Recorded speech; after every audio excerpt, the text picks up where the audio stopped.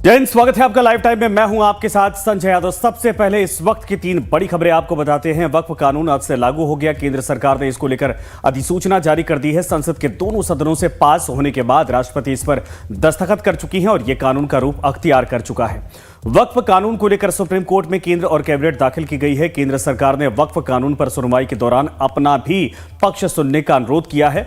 वक्फ कानून के खिलाफ जेडीयू के नेता भी सुप्रीम कोर्ट चले गए। कानून के खिलाफ जेडीयू के नेता हाजी मोहम्मद परवेज ने याचिका दाखिल की है। तो आज की ये 3 बड़ी खबरें। आज से लागू हुआ वक्फ का नया कानून।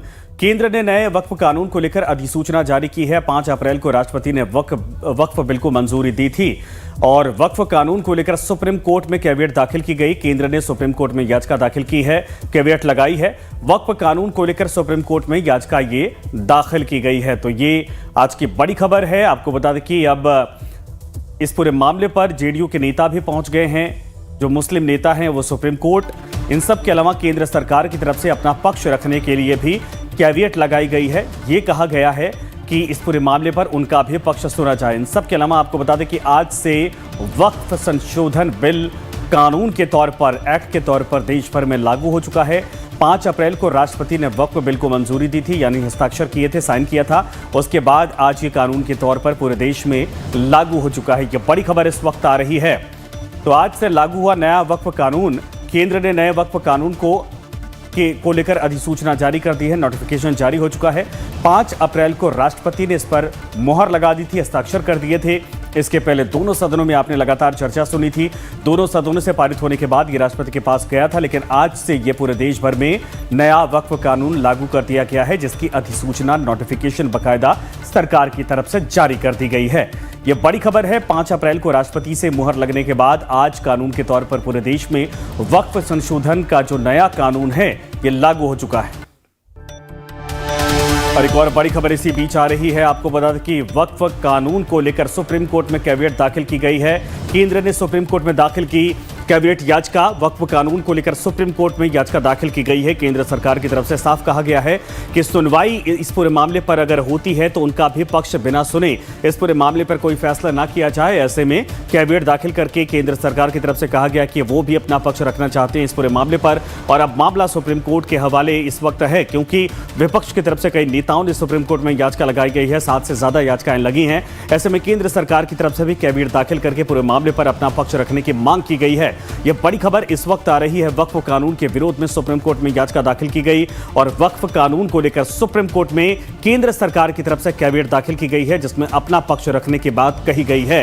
यह बड़ी खबर इस वक्त आ रही है। केंद्र ने सुप्रीम कोर्ट में याचिका दाखिल की, कैविएट दाखिल की है और वक्फ कानून के विरोध में सुप्रीम कोर्ट में कई याचिकाएं इसके पहले दाखिल हो चुकी हैं, जिनकी सुनवाई के लिए सुप्रीम कोर्ट तैयार हो चुका है। ऐसे में कैविएट दाखिल करके केंद्र सरकार ने भी अपना पक्ष रखने की मांग की है। यह बड़ी खबर इस वक्त आ रही है। केंद्र ने सुप्रीम कोर्ट में दाखिल की कैविएट और ऐसे में अपना पक्ष, यानी जो सरकार का पक्ष है, बिल लाने के पीछे का मकसद क्या है, ये तमाम चीजें अब सुप्रीम कोर्ट में भी केंद्र सरकार की तरफ से वकीलों के जरिए रखी जाएंगी कैविएट के माध्यम से। यह बड़ी खबर इस वक्त आ रही है। वक्फ कानून को लेकर सुप्रीम कोर्ट में कैविएट दाखिल हो चुकी है। इसके पहले 7 से ज्यादा याचिकाएं सुप्रीम कोर्ट में विपक्षी नेताओं की तरफ से जो इसका विरोध कर रहे थे उनकी तरफ से लगाई गई थी और ऐसे में केंद्र सरकार की तरफ से भी अपनी दलील, अपनी बातें, अपना पक्ष रखने के लिए बाकायदा कैविएट दाखिल की गई है इस पूरे मामले पर। यह बड़ी खबर इस वक्त आ रही है। वक्फ कानून को लेकर सुप्रीम कोर्ट की तरफ से आज ही ये कानून पूरे देश में लागू कर दिया गया है। ऐसे में अब यह मामला सुप्रीम कोर्ट भी पहुंच चुका है। तो वक्फ कानून के खिलाफ सुप्रीम कोर्ट में एक और याचिका। कानून के खिलाफ जेडीयू के मुस्लिम नेता भी पहुंचे सुप्रीम कोर्ट। यह बड़ी खबर एक और आ रही है। हाजी मोहम्मद परवेज ने दाखिल की याचिका। यह बड़ी खबर है। इस वक्त वक्फ कानून के खिलाफ सुप्रीम कोर्ट में एक और याचिका लगाई गई है और ये जेडीयू के मुस्लिम नेता जिनकी तरफ से सुप्रीम कोर्ट में याचिका दाखिल की गई है मामले पर सुनवाई के लिए। आपको बता दें कि केंद्र सरकार की तरफ से कैविएट दाखिल कर दी गई है, लेकिन इसी बीच बड़ी खबर है, चूंकि जेडीयू ने सपोर्ट किया था, लेकिन इसके बाद जेडीयू के कई मुस्लिम नेताओं ने इसका विरोध किया था और पार्टी से इस्तीफे की भी खबरें सामने आई थी। लेकिन इसी वक्त यह बड़ी खबर इसी बीच है कि एक और याचिका दाखिल की गई है और ये याचिका जेडीयू के मुस्लिम नेता हाजी मोहम्मद परवेज की तरफ से दाखिल की गई है। यह बड़ी खबर इस वक्त आ रही है। वक्फ कानून को लेकर, वक्फ बिल को लेकर सुप्रीम कोर्ट में कई याचिकाएं दाखिल हो चुकी हैं। उसी याचिका में एक और याचिका जो जेडीयू के मुस्लिम नेता की तरफ से दाखिल की गई है हाजी परवेज की तरफ से और मामले पर सुनवाई की मांग की गई है। यह बड़ी अपडेट इस वक्त आ रही है।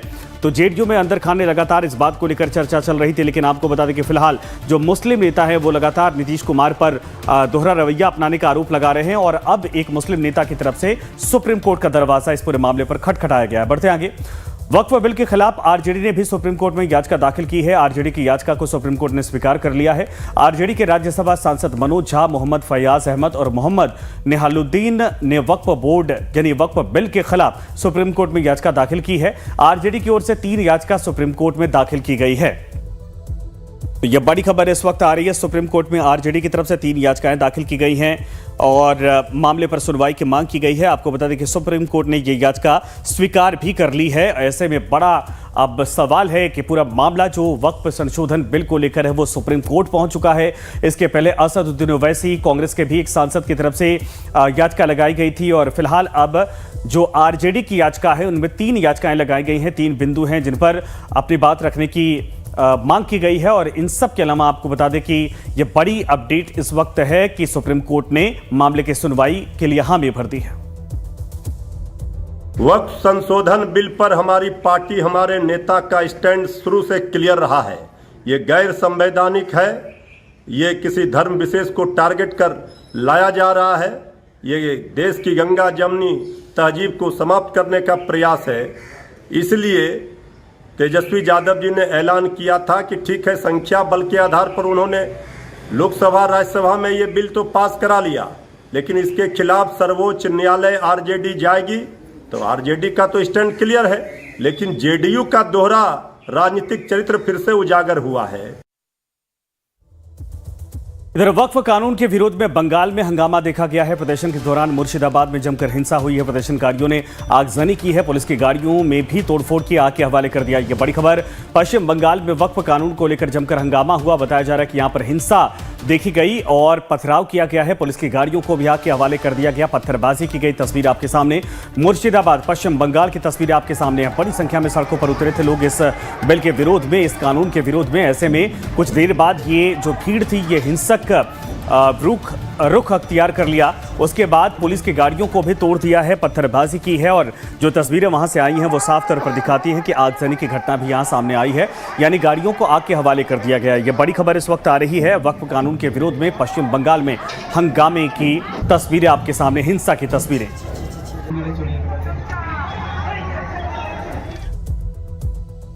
और एक और बड़ी खबर इस वक्त है, ये बिहार से बड़ी खबर आ रही है। सीएम नीतीश कुमार आज फिर से अचानक पहुंचे जेडीयू दफ्तर। बड़ी खबर है, कार्यकर्ताओं से मिले नीतीश कुमार। इस दौरान मंत्री अशोक चौधरी और संजय झा भी नीतीश कुमार के साथ मौजूद थे। पार्टी दफ्तर पहुंचे। संगठन की बैठक के बाद मुख्यमंत्री नीतीश कुमार पहुंचे जेडीयू ऑफिस और 10 मिनट रुकने के बाद जेडीयू ऑफिस से मुख्यमंत्री आवास के लिए रवाना हो गए। इससे पहले वक्फ बिल संशोधन पर संसद में हो रही चर्चा के दौरान मुख्यमंत्री नीतीश कुमार अचानक जेडीयू ऑफिस पहुंचे और आपको बता दें कि पहुंचे थे। अमित हमारे साथ, हमारे सहयोगी इस वक्त जुड़ गए हैं। अमित, क्या जानकारी है? मुख्यमंत्री अचानक एक बार फिर से जेडीयू ऑफिस पहुंचे हैं।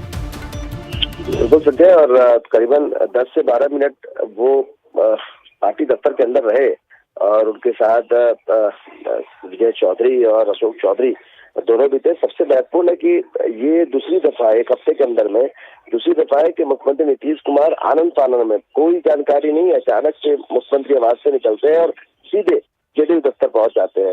इससे पहले जब संसद में बहस चल रही थी वक्फ संशोधन बिल पे, उस समय भी नीतीश कुमार पहुंचे थे, उस समय कार्यकर्ताओं से मिले थे। तो कहीं ना कहीं एक जो चुनाव नजदीक है, जाहिर है सत्य कि अपने कार्यकर्ताओं में जोश भरने के लिए नीतीश कुमार अचानक से पहुंचते हैं और कार्यकर्ताओं के बीच में एक कौतूहल हो जाता है और कार्यकर्ता से कनेक्ट होना चाहते हैं नीतीश कुमार, क्योंकि जिस तरीके से विपक्ष हमलावर है, उनके स्वास्थ्य को लेकर लगातार निजी हमले कर रहा है, तो यहाँ एक दिखाने की कोशिश है जेडीयू की तरफ से कि मुख्यमंत्री नीतीश कुमार कितने एक्टिव है कि एक साधारण सा कार्यकर्ता जो जमीनी तौर पे काम कर रहा है उन तक भी मिलने के लिए खुद वो एक अन्य मार्ग से जेडीयू दफ्तर पहुंच जा रहे हैं। तो जाहिर है कि एक कार्यकर्ताओं में जोश भरने के लिए नीतीश कुमार का अपना एक स्टैंड है, स्ट्रेटजी है, लेकिन विपक्ष इसको लेकर बार बार हमले करता है कि नीतीश कुमार एक्टिव नहीं है। जाहिर है कि जेडीयू भी अपने स्ट्रेटजी के साथ चल रही है कि जो उनके सबसे प्रमुख नेता है, जिनके चेहरे को लेकर वो चुनाव में जाना है, उनको सबसे पहले आगे करके वो जेडीयू दफ्तर तक पहुंचाते हैं, यानी कि जहां पे कार्यकर्ता पहुंचते हैं वहां नीतीश कुमार पहुंच रहे हैं।